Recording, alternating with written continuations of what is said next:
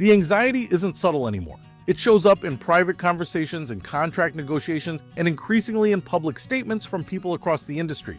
Writers, actors, executives, even those who have spent decades adapting to technological change are beginning to talk about artificial intelligence not as a tool, but as a potential turning point. The question is no longer whether AI will affect Hollywood, it's how far that effect will go. At its core, the concern is about control. For most of modern film and television history, the industry has been built around a relatively stable structure, human creativity at the center supported by layers of production, distribution, and financing.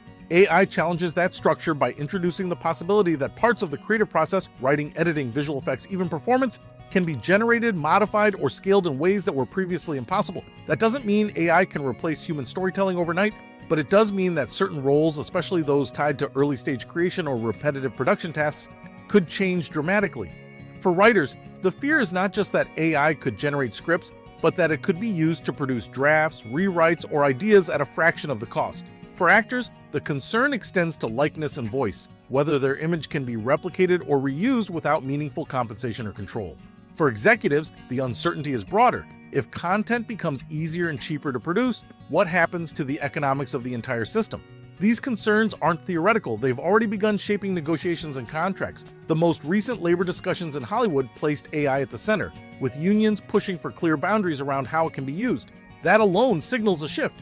When an emerging technology becomes a primary issue in labor talks, it's no longer speculative, it's operational.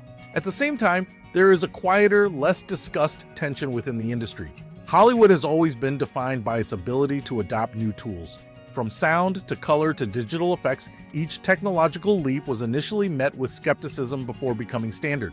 AI could follow a similar path.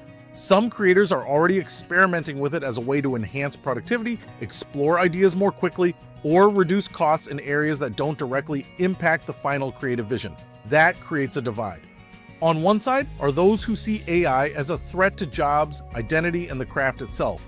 On the other are those who see it as an inevitable evolution, one that, if used carefully, could expand what's possible. The truth likely sits somewhere in between. Hollywood is not afraid of technology in general. It has thrived on it.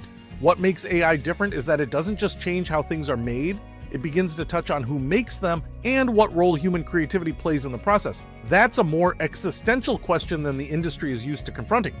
There's also a timing issue. The pace of AI development has been unusually fast, leaving little room for gradual adjustment. In previous eras, new technologies gave industries time to adapt.